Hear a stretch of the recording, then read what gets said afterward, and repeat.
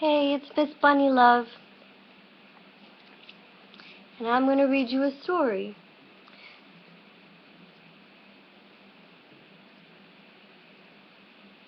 Alice in Wonderland. Alice's Adventures in Wonderland. Chapter 1. Preface. All in the golden afternoon, full leisurely we glide, for both our oars with little skill by little arms are plied, while little hands make vain pretence our wanderings to guide. Ah, cruel three, in such an hour, beneath such dreamy weather, to beg a tale of breath too weak to stir the tiniest feather! Yet what can one poor voice avail against three tongues together? Imperious Prima flashes forth her edict to begin it. In gentler tone Secunda hopes there will be nonsense in it, while Tertia interrupts the tale not more than once a minute.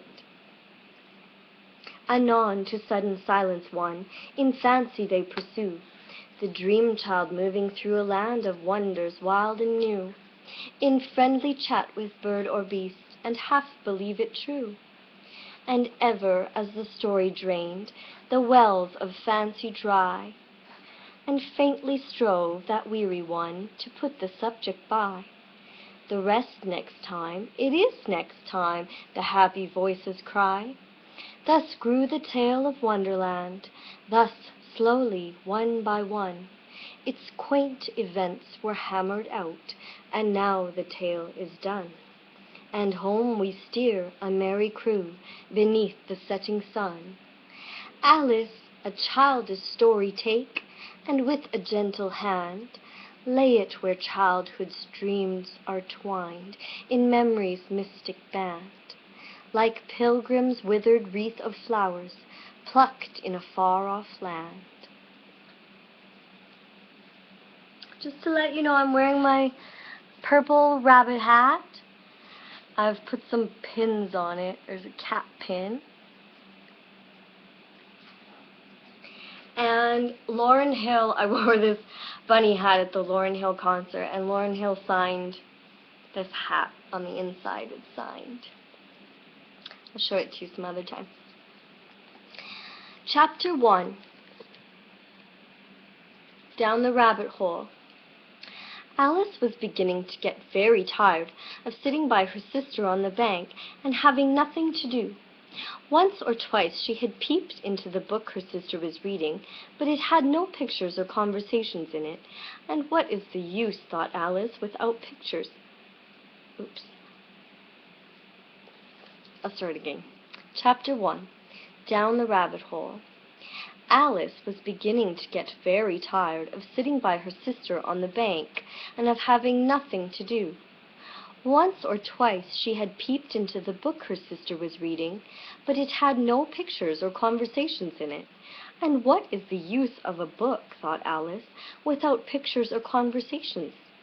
She was considering in her own mind, as well as she could, for the hot day made her feel very sleepy and stupid, whether the pleasure of making a daisy chain would be worth the trouble of getting up and picking the daisies, when suddenly a white rabbit with pink eyes ran close by her.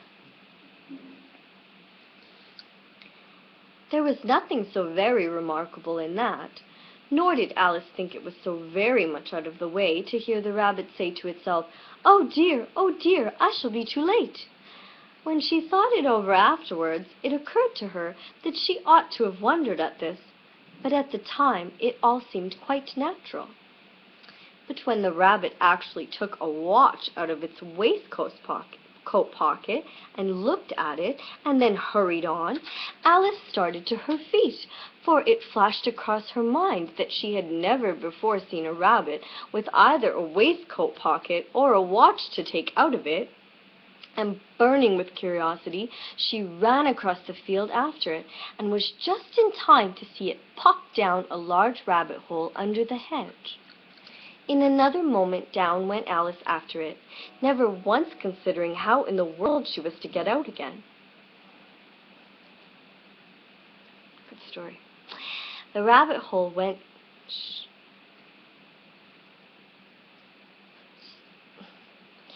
The rabbit hole went straight on like a tunnel for some way, and then dipped suddenly down, so suddenly that Alice had not a moment to think about stopping herself before she found herself falling down what seemed to be a very deep well.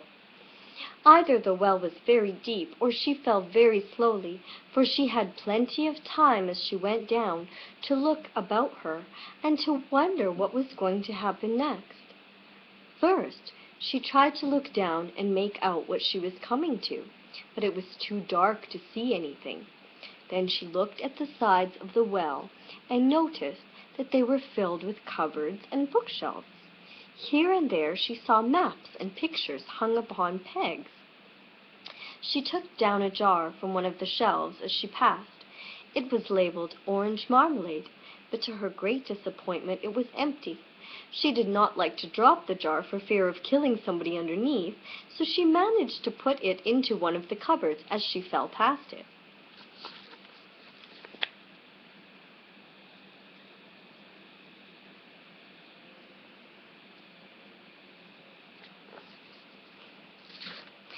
The White Rabbit hurried on. "Well," thought Alice to herself, "after such a fall as this, I shall think nothing of tumbling downstairs. How brave they'll all think me at home. Why, I wouldn't say anything about it even if I fell off the top of the house," which was very likely true. Down, down, down.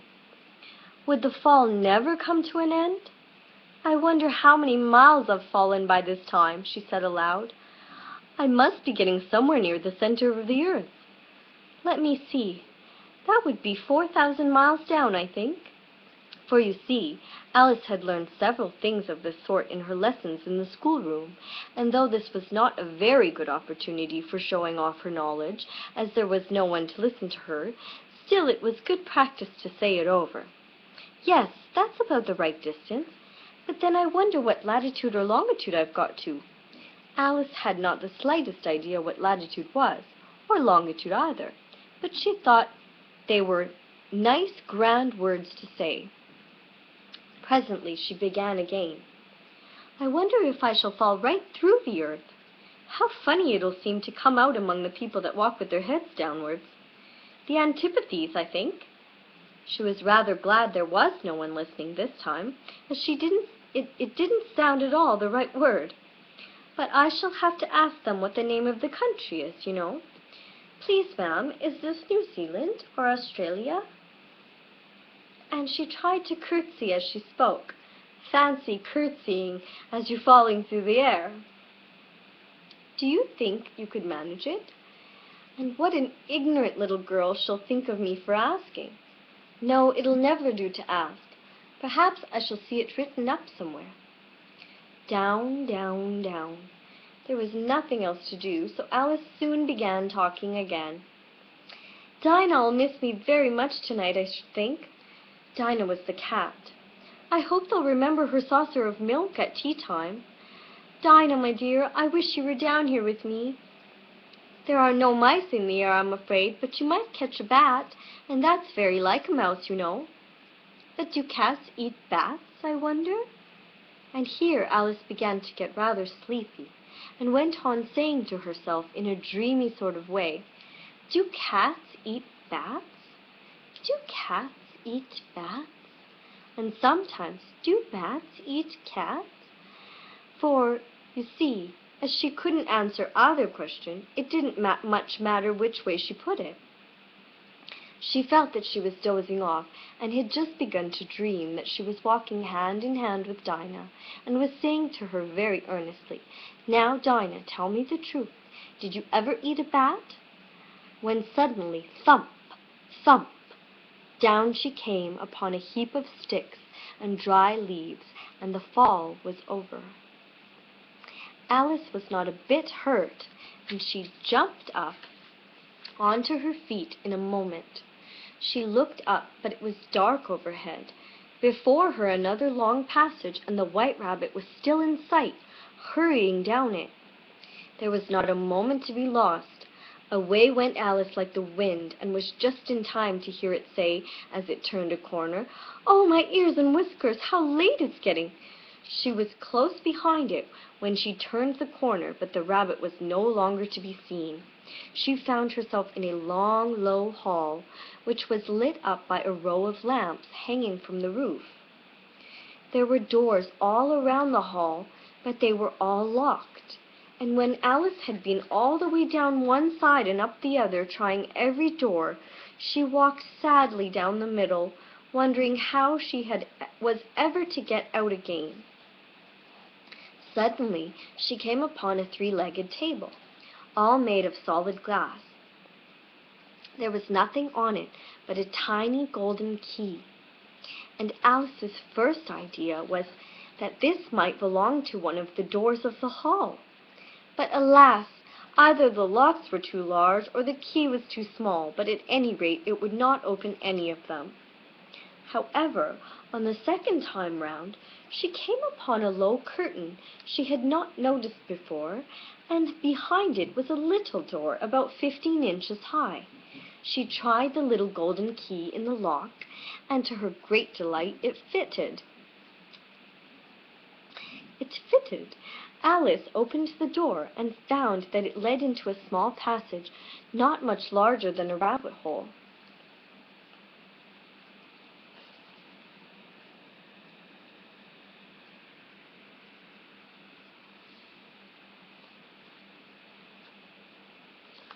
Cute illustrations. So Alice opened the door with the tiny golden key, and she found that it led into a small passage not much larger than a rat hole. She knelt down and looked along the passage into the loveliest garden you ever saw. How she longed to get out of that dark hall and wander about among those beds of bright flowers and those cool fountains, but she could not even get her head through the doorway. And even if my head would go through, thought poor Alice, it would be of very little use without my shoulders. Oh, how I wish I could shut up like a telescope. I think I could if I only knew how to begin. For you see, so many out-of-the-way things had happened lately that Alice had begun to think that very few things indeed were really impossible. There seemed to be no use in waiting by the little door, so she went back to the table, half hoping she might find another key on it, or at any rate a book of rules for shutting people up like telescopes. This time she found a little bottle on it, which certainly was not here before, said Alice, and tied round the neck of the bottle was a paper label with the words, "Drink me," beautifully printed on it in large letters. It was all very well to say, "Drink me," but the wise little Alice was not going to do that in a hurry. "No, I'll look first," she said, "and see whether it's marked poison or not." For she had read several nice little stories about children who had got burnt and eaten up by wild beasts and other unpleasant things, all because they would not remember the simple rules their friends had taught them, such as that a red-hot poker will burn you if you hold it too long, and that if you cut your finger very deeply with a knife, it usually bleeds. And she had never forgotten that if you drink much from a bottle marked poison, it is almost sure to disagree with you sooner or later. However, this bottle was not marked poison, so Alice ventured to taste it, and finding it very nice, it had in fact a sort of mixed flavor of cherry tart, custard, pineapple, roast turkey, toffee, and hot buttered toast. She very soon finished it off. "What a curious feeling," said Alice. "I must be shutting up like a telescope." And so it was indeed.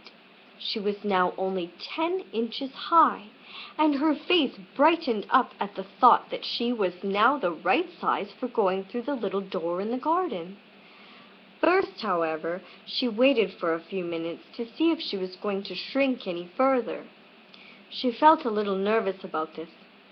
"For it might end, you know," said Alice to herself, "in my going out altogether like a candle. I wonder what I should be like then." and she tried to fancy what the flame of a candle looks like after the candle is blown out, for she could not remember ever having seen such a thing. After a while, finding that nothing more happened, she decided on going into the garden at once. But alas, poor Alice! When she got to the door, she found she had forgotten the little golden key, and when she went back to the table for it, she found she could not possibly reach it. She could see it quite plainly through the glass, and she tried her best to climb up one of the legs of the table, but it was too slippery, and when she had tired herself out with trying, the poor little thing sat down and cried. "Come, there's no use in crying like that," said Alice to herself rather sharply. "I advise you to leave off this minute." She generally gave herself very good advice, though she very seldom followed it, and sometimes she scolded herself so severely as to bring tears into her eyes. And once she remembered trying to box her own ears for having cheated herself in a game of croquet she was playing against herself, for this curious child was very fond of pretending to be two people. "But it's no use now," thought poor Alice, "to pretend to be two people. Why, there's hardly enough of me left to make one respectable person." Soon her eye fell on a little glass box that was lying under the table. She opened it and found in it a very small cake, on which the words "Eat me" were beautifully marked in currants. "Well, I'll eat it," said Alice, "and if it makes me grow larger, I can reach the key, and if it makes me smaller, I can creep under the door. So either way I'll get into the garden, and I don't care which happens." She ate a little bit, and said anxiously to herself, "Which way? Which way?" holding her hand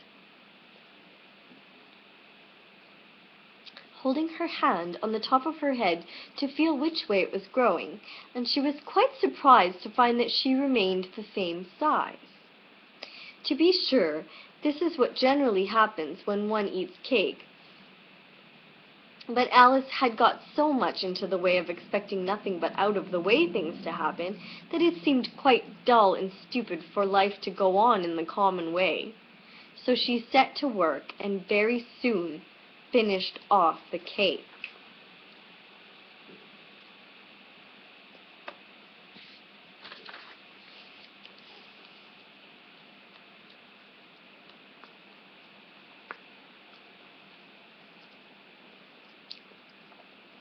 What's going to happen to Alice? Chapter 2. Pool of Tears. "Curiouser and curiouser," cried Alice. She was so much surprised that for the moment she quite forgot how to speak good English. "And now I'm opening out like the largest telescope that ever was. Goodbye, feet."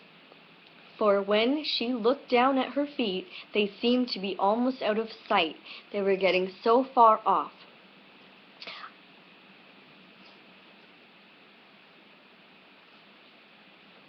Excuse me for one moment.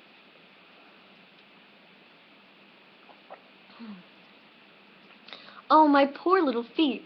I wonder who will put on your shoes and stockings for you now, dears. I'm sure I shan't be able. I shall be a great deal too far off to trouble myself about you. You must manage the best way you can, but I must be kind to them," thought Alice, "or perhaps they won't walk the way I want them to go. Let me see, I'll give them a new pair of boots every Christmas." And she went on planning to herself how she would manage it. They must go by the carrier, she thought. And how funny it'll seem, sending presents to one's own feet, and how odd the directions will look. Alice's right foot, hearthrug, near the fender, with Alice's love. Oh dear, what nonsense I'm talking. Just at this moment her head struck against the roof of the hall. In fact, she was now rather more than 9 feet high, and she at once took up the little golden key and hurried off to the garden door. Poor Alice!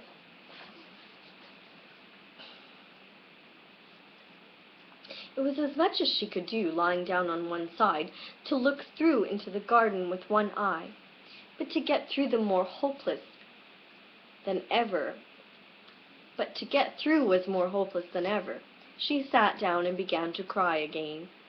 "You ought to be ashamed of yourself," said Alice. "A great girl like you, she might well say this,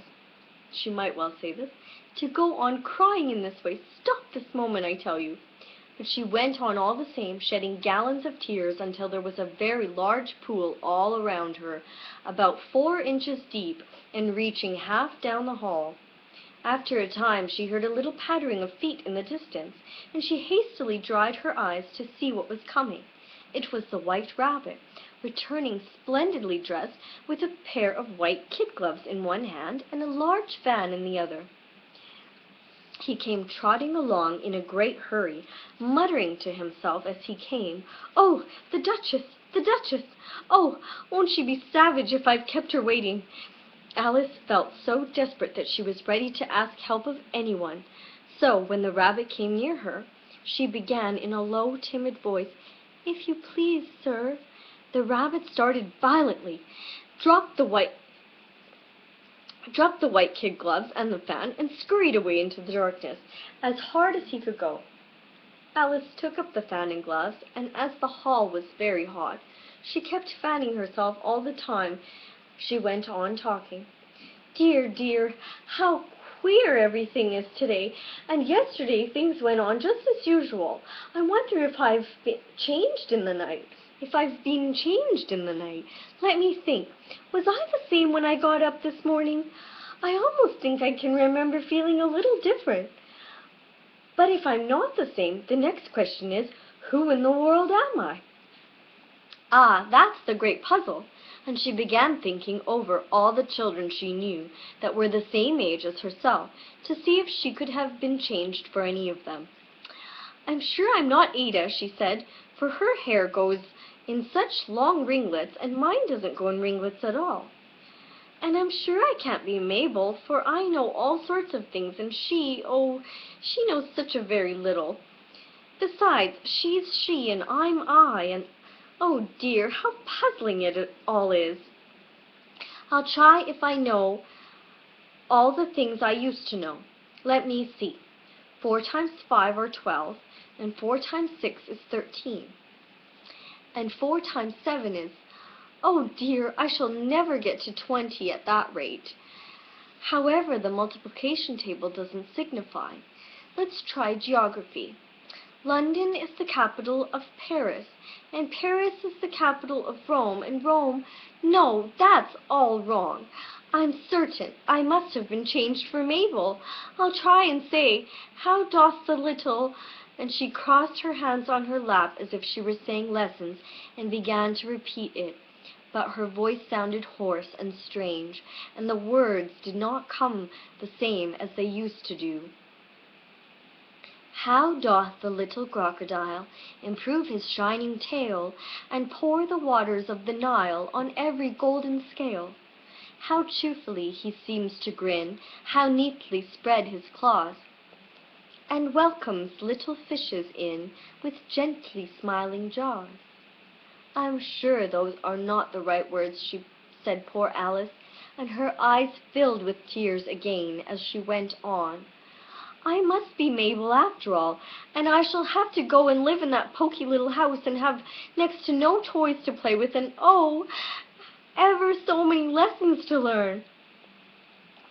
No, I've made up my mind about it. If I'm Mabel, I'll stay down here. It'll be no use their putting their heads down and saying, come up again, dear. I shall only look up and say, who am I then? Tell me that first, and then, if I like being that person, I'll come up. If not, I'll stay down here till I'm somebody else. But oh dear, cried Alice with a sudden burst of tears, I do wish they would put their heads down. I'm so very tired of being all alone here. As she said this, she looked down at her hands, and was surprised to see that she had put on one of the rabbit's little white kid gloves while she was talking. "How can I have done that?" she thought. "I must be growing small again."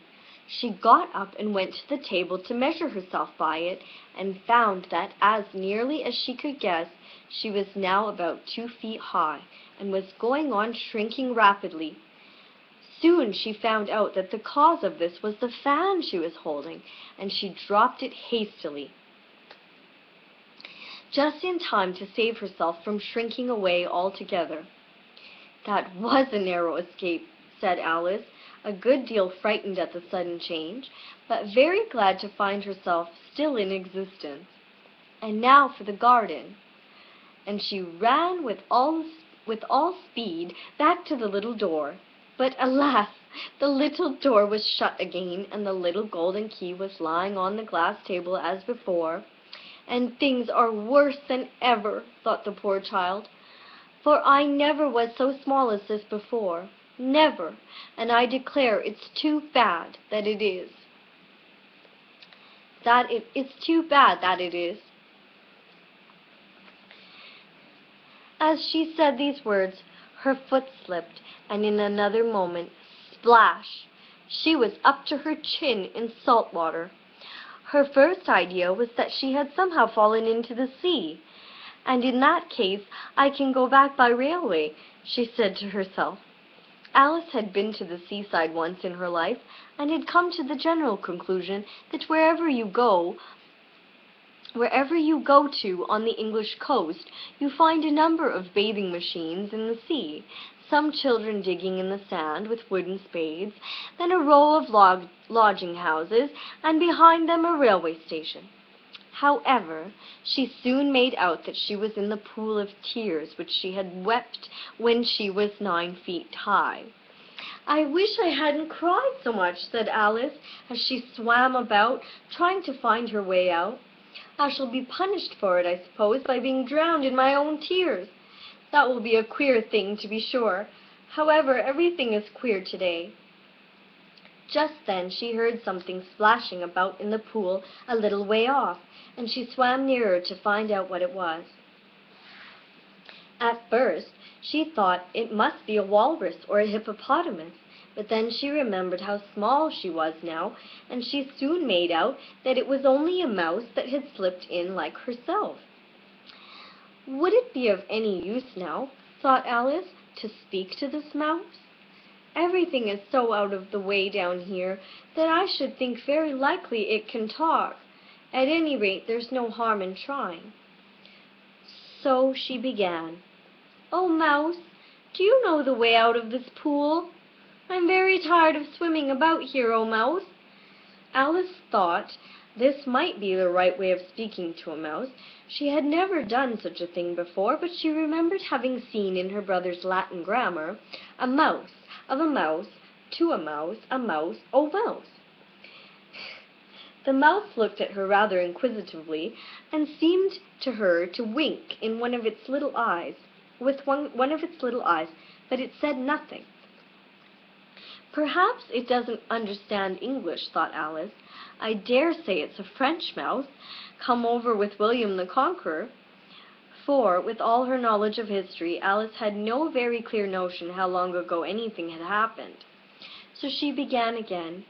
"Où est mon chat? Où est ma chatte?"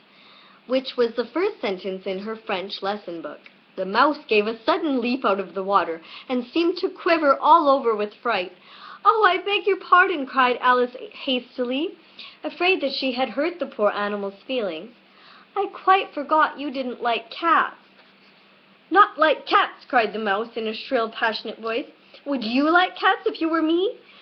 "Well, perhaps not," Alice said in a soothing tone. "Don't be angry about it. And yet I wish I could show you our cat Dinah. I wish you'd take a fancy to cats. I think you'd take a fancy to cats if you could only see her. She is such a dear, quiet thing." Alice went on, half to herself, as she swam lazily about in the pool, "and she sits purring so nicely by the fire, licking her paws and washing her face, and she is such a nice soft thing to nurse, and she's such a capital one for catching mice." "Oh, I beg your pardon," cried Alice again, for this time the mouse was bristling all over, and she felt certain it must be really offended. "We won't talk about her any more if you'd rather not." "We, indeed!" cried the mouse, who was trembling down to the end of his tail. "As if I would talk on such a subject! Our family always hated cats. Nasty, low, vulgar things. Don't let me hear that name again."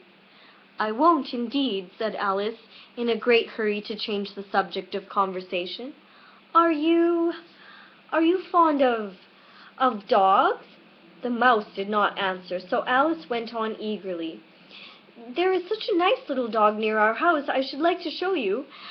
A little bright-eyed terrier, you know, with, oh, such long curly brown hair. And it'll fetch things when you throw them, and it'll sit up and beg for its dinner, and all sorts of things. I can't remember half of them, and it belongs to a farmer, you know, and he says it's so useful it's worth £100. He says it kills all the rats, and—" "Oh, dear!" cried Alice in a sorrowful tone, "I'm afraid I've offended you again." For the mouse was swimming away from her as hard as it could go, and making quite a commotion in the pool as it went. So she called softly after it, "Mouse dear, do come back again, and we won't talk about cats or dogs either, if you don't like them."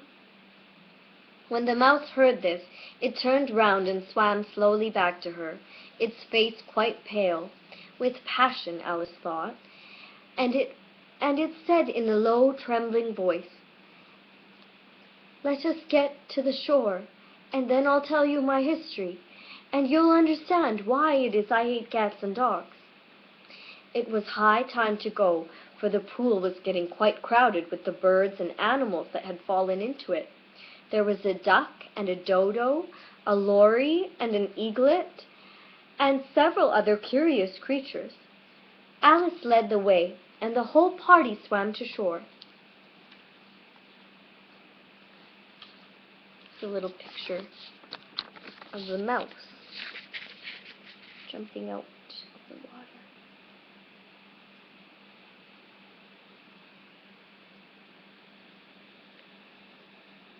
Cute, huh? Cute illustrations.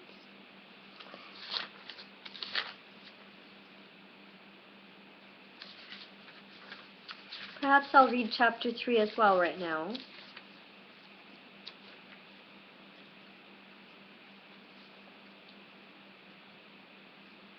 Chapter 3. A caucus race and a long tail.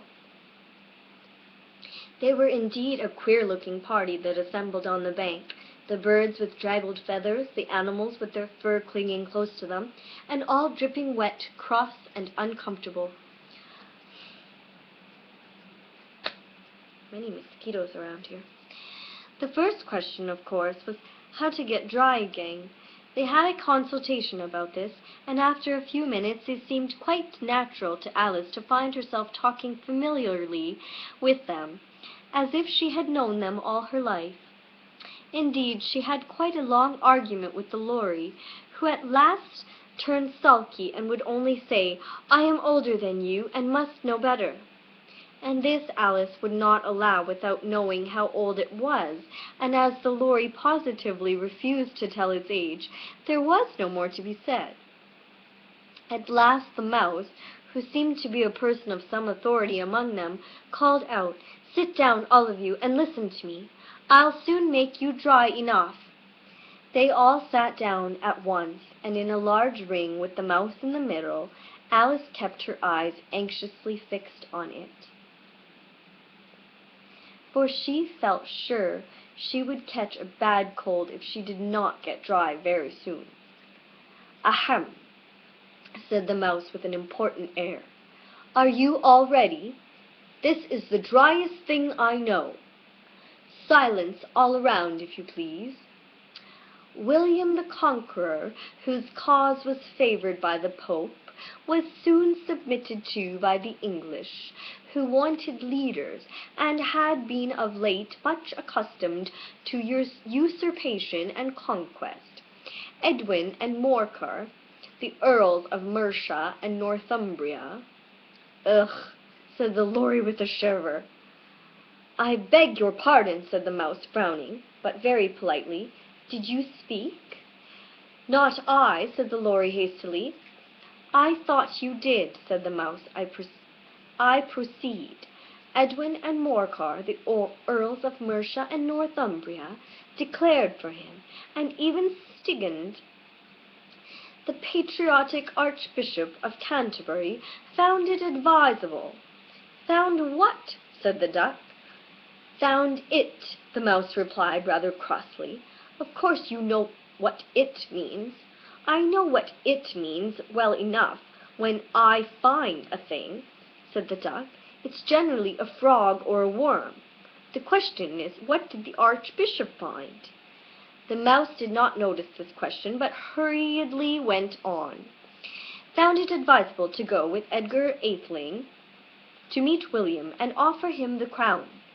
William's conduct at first was moderate, but the insolence of his Normans— How are you getting on now, my dear?" it continued, turning to Alice as it spoke. "As wet as ever," Alice said in a melancholy tone. "It doesn't seem to dry me at all." "In that case," said the dodo solemnly, rising to its feet, "I move that the meeting adjourn for the immediate adoption of more energetic remedies."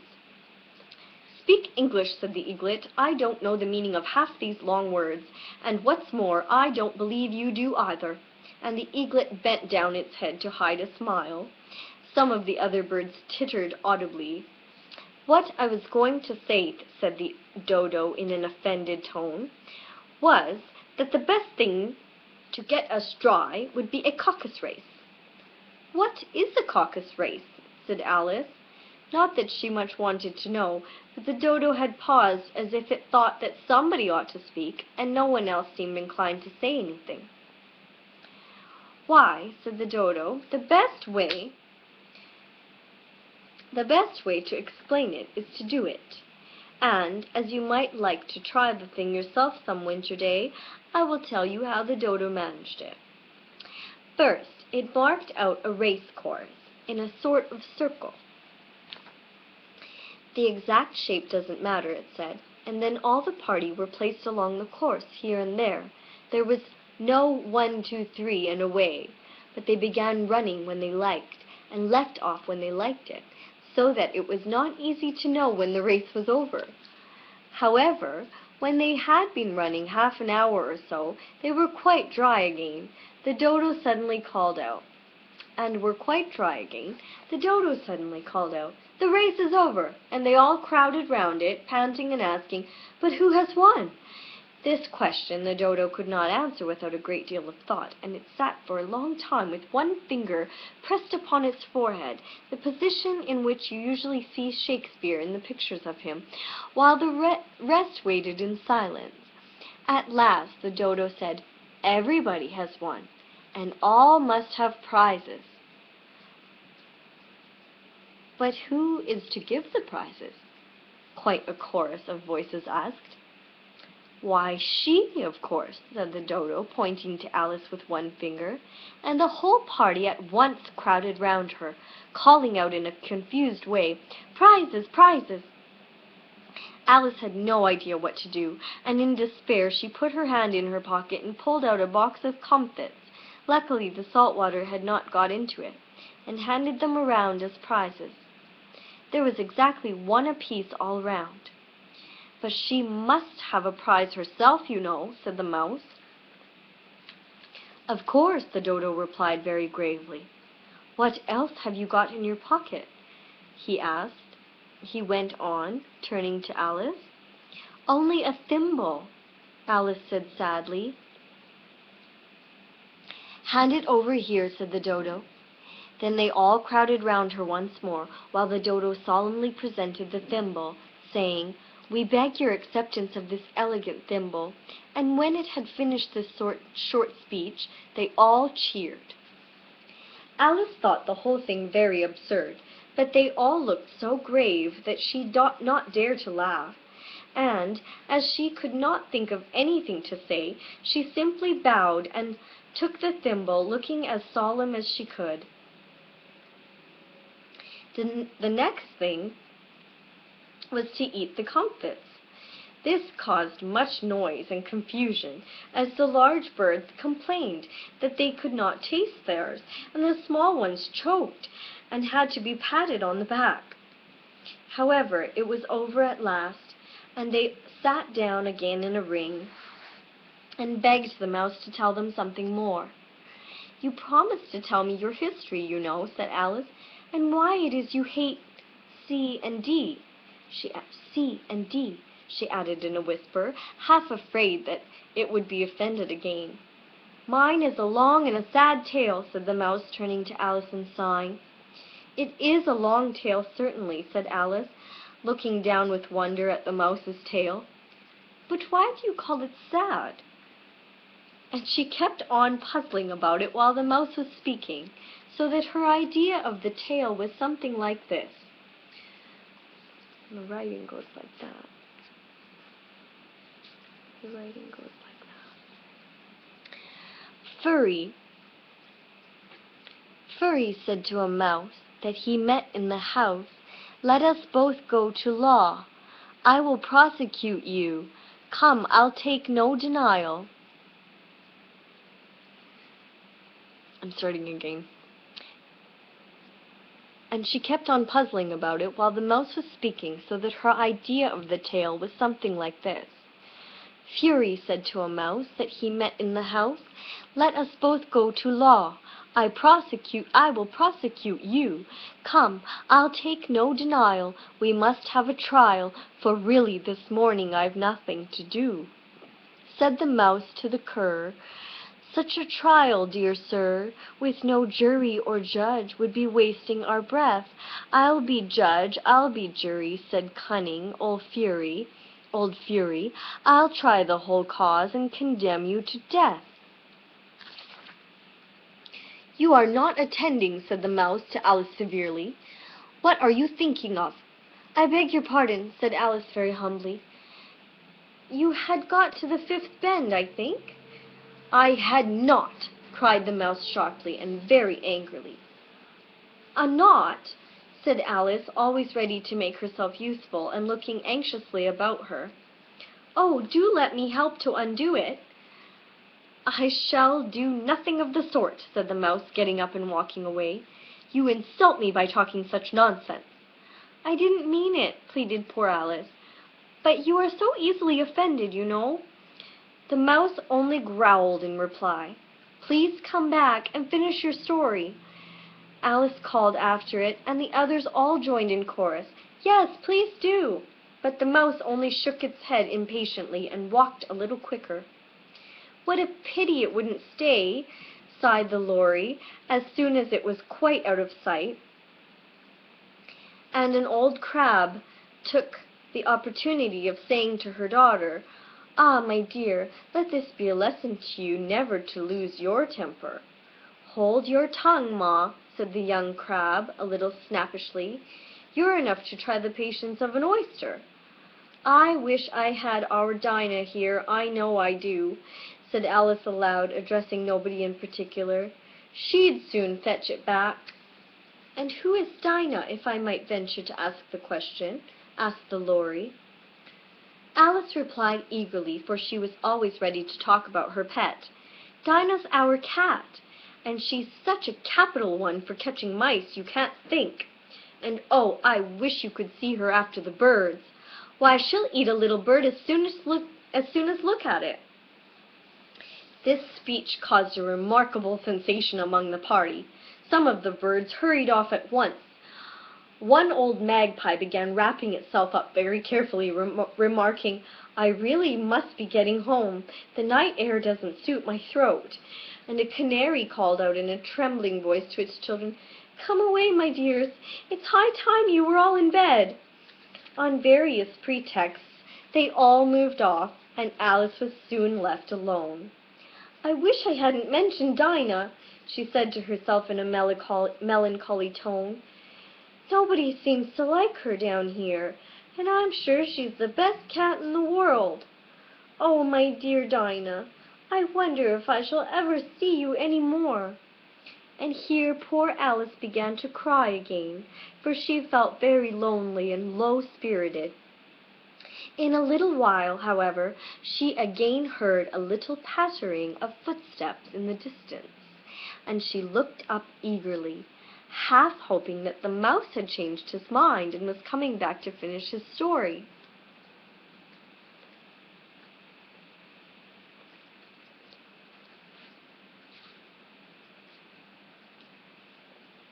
Okay.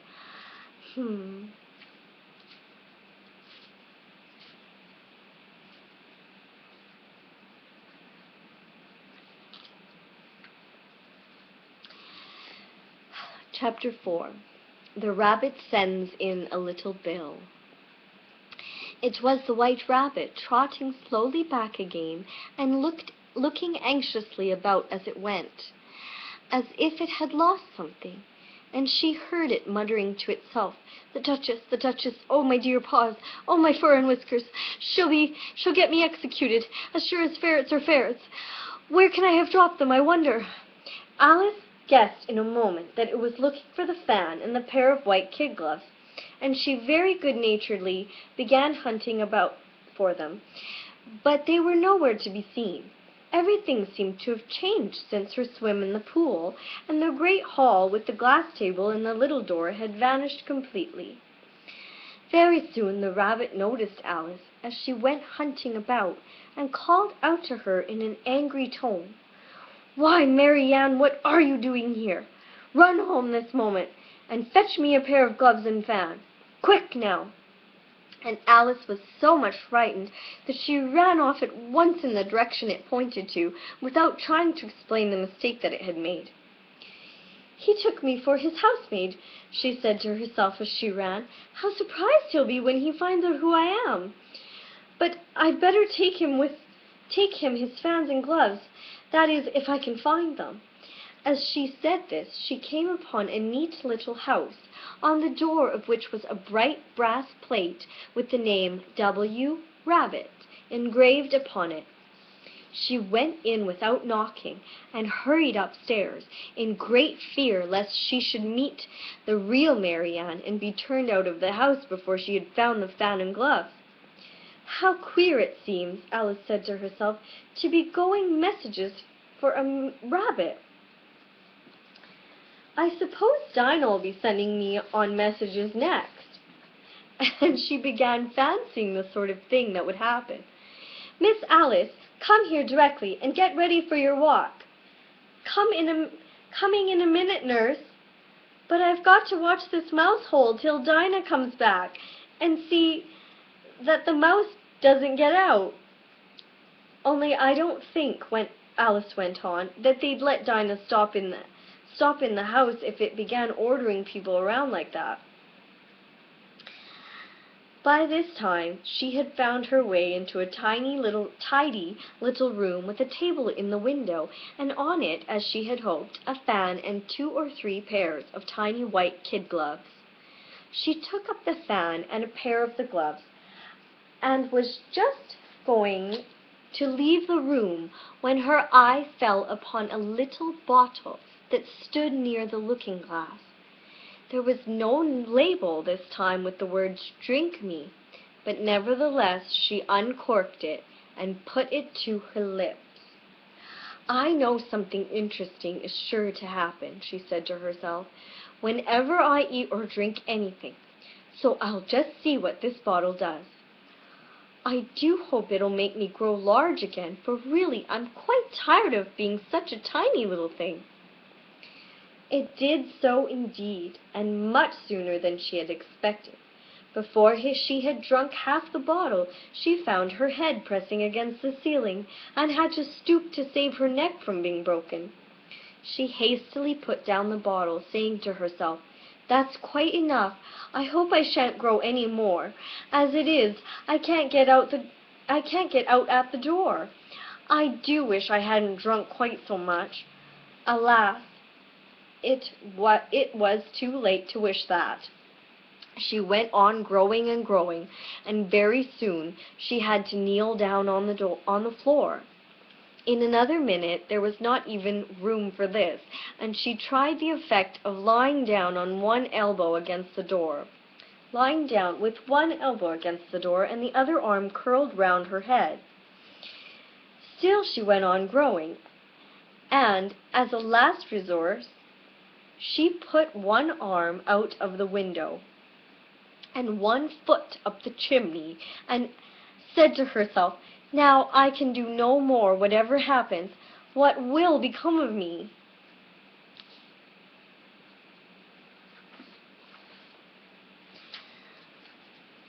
Luckily for Alice, the little magic bottle had now had its full effect, and she grew no larger. Still, it was very uncomfortable, and as there seemed to be no sort of chance of her ever getting out of the room again, no wonder she felt unhappy.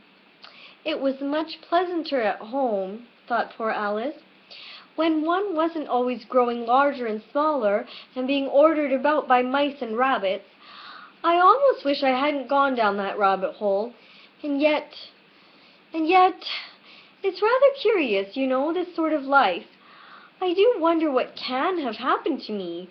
When I used to read fairy tales, I fancied that that kind of thing never happened, and now here I am in the middle of one.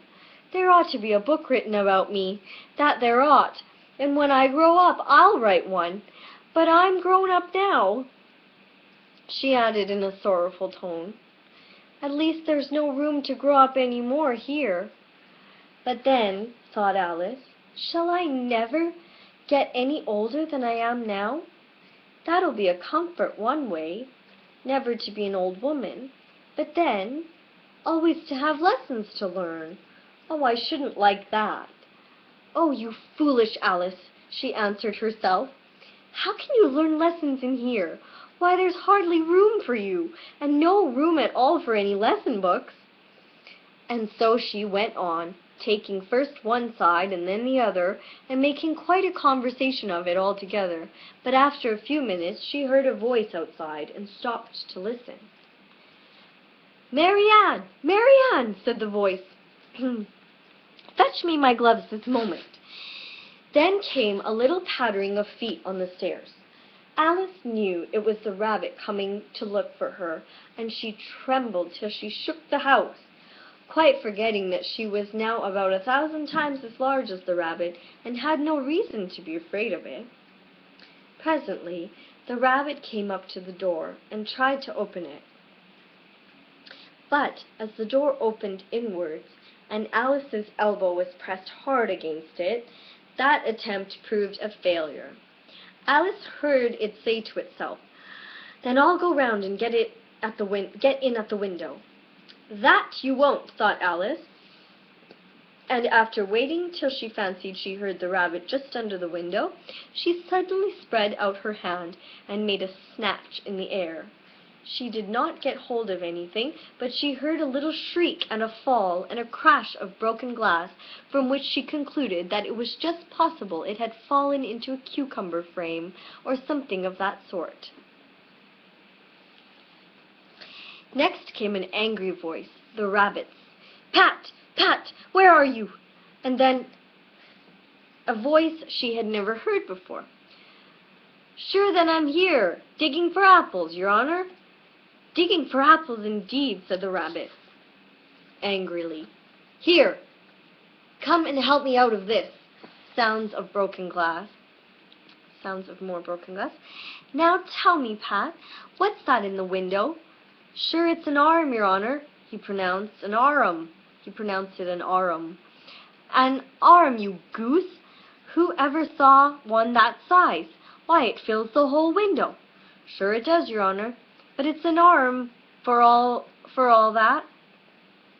"Well, it's got no business there at any rate. Go and take it away." There was a long silence after this, and Alice could only hear whispers now and then, such as, "Sure I don't like it, your honor, at all. Do as I tell you, you coward." And at last she spread out her hand again and made another snatch in the air. This time there were 2 little shrieks, and more sounds of broken glass. "What a number of cucumber frames there must be," thought Alice. "I wonder what they'll do next. As for pulling me out of the window, I only wish they could. I'm sure I don't want to stay in here any longer." She waited for some time without hearing anything more. At last came a rumbling of little cartwheels, and the sound of a good many voices, all talking together. She made out the words, "Where's the other ladder? Why, I hadn't to bring but one. Bill's got the other. Bill, fetch it here, lad. Here, put 'em at this corner. No, tie 'em together first. They don't reach half high enough. Oh, they'll do well enough. Don't be particular. Here, Bill, catch hold of this rope. Will the roof bear? Mind that loose slate. Oh, it's coming down. Heads below." A loud crash. "Now, who did that? It was Bill, I fancy. Who's to go down the chimney?" "Nay, I shan't. You do it." "That I won't, then. That I won't, then. Bill's got to go down. Here, Bill, the master says you've got to go down the chimney." So Bill's got to come down the chimney, has he?" said Alice to herself. "Why, they seem to put everything upon Bill. I wouldn't be in Bill's place for a good deal. This fireplace is narrow, to be sure, but I think I can kick a little."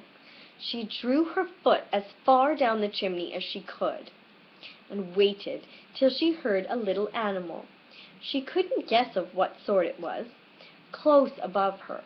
Then, saying to herself, "This is Bill," she gave one sharp kick and waited to see what would happen. The first thing she heard was a general chorus of, "There goes Bill!" Then the rabbit's voice alone, "Catch him, you by the hedge!" Then silence, and then another confusion of voices. "Hold up his head, Brandy, now. Hold up his head, Brandy, now. Don't choke him. How was it, old fellow? What happened to you? Tell us all about it." Last came a little feeble squeaking voice. "That's Bill," thought Alice. "Well, I hardly know. No more, thank ye. I'm better now, but I'm a deal too flustered to tell you. All I know is something's come at me like a jack-in-the-box, and up I goes like a skyrocket." "So you did, old fellow," said the others. "You must burn the house down," said the rabbit's voice. "We must burn the house down." And Alice called out as loud as she could, "If you do, I'll set Dinah at you." There was a dead silence instantly, and Alice thought to herself, "I wonder what they will do next. If they had any sense, they'd take the roof off." After a minute or two they began moving about again, and Alice heard the rabbit say, "A barrowful will do to begin with." "A barrowful of what?" thought Alice. But she had not long to doubt, for the next moment a shower of little pebbles came rattling in at the window, and some of them hit her in the face. "I'll put a stop to this," she said to herself, and shouted again, "You'd better not do that again," which produced another dead silence. Alice noticed with some surprise that the pebbles were all turning into little cakes as they lay on the floor, and a bright idea came to her head. "If I eat one of these cakes," she thought, "it's sure to make some change in my size, and as it can't possibly make me any larger, it must make me smaller, I suppose."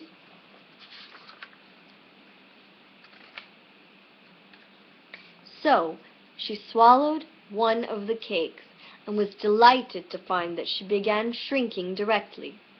As soon as she was small enough to get through the door, she ran out of the house and found quite a crowd of little animals and birds waiting outside.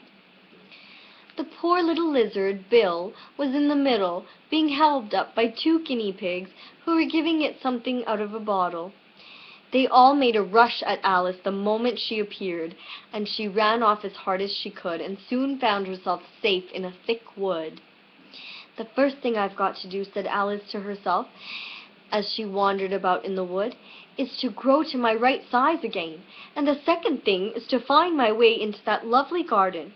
I think that will be the best plan." It sounded an excellent plan, no doubt, and very neatly and simply arranged. The only difficulty was that she had not the smallest idea how to set about it. And while she was peering about anxiously among the trees, a little sharp bark just over her head made her look up in a great hurry. An enormous puppy was looking down at her with large round eyes and feebly stretching out one paw, trying to touch her.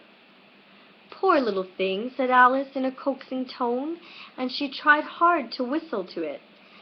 But she was terribly frightened all the time at the thought that it might be hungry, in which case it would be very likely to eat her up in spite of all her coaxing. Hardly knowing what she did, she picked up a little bit of stick and held it out to the puppy, whereupon the puppy jumped into the air off all its feet at once with a yelp of delight and rushed at the stick and made believe to worry it. Then Alice dodged behind a great thistle to keep herself from being run over, and the moment she appeared on the other side, the puppy made another rush at the stick and tumbled head over heels in its hurry to get a hold of it.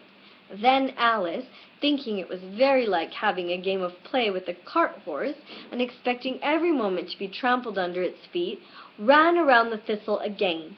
Then the puppy began a series of short charges at the stick, running a very little way forwards each time and a long way back, and barking hoarsely all the while, till at last it sat down a good way off, panting, with its tongue hanging out of its mouth and its great eyes half shut. This seemed to Alice a good opportunity for making her escape, so she set off at once, and ran till she was quite tired and out of breath, until the puppy's bark sounded quite faint in the distance. "And yet what a dear little puppy it was," said Alice as she leaned against a buttercup to rest herself, and fanned herself with one of the leaves. "I should have liked teaching it tricks very much if I'd only been the right size to do it. Oh dear, I'd nearly forgotten that I've got to grow up again. Let me see, how is it to be managed? I suppose I ought to eat or drink something or other. But the great question is, what?" The great question certainly was, what? Alice looked all round her at the flowers and the blades of grass, but she could not see anything that looked like the right thing to eat or drink under the circumstances. There was a large mushroom growing near her, about the same height as herself, and when she looked at it, and on both sides of it, and behind it, it occurred to her that she might as well look and see what was on the top of it. She stretched herself up on tiptoe, and peeped over the edge of the mushroom, and her eyes immediately met those of a large blue caterpillar that was sitting on the top with its arms folded, quietly smoking a long hookah, and taking not the smallest notice of her or of anything else. That's chapters 1, 2, 3, and 4 of Alice in Wonderland by L. Carroll, and I will continue this another time and hopefully finish the whole book for you. I'd like to read the whole book for my YouTube audience. Thank you. One love and good night.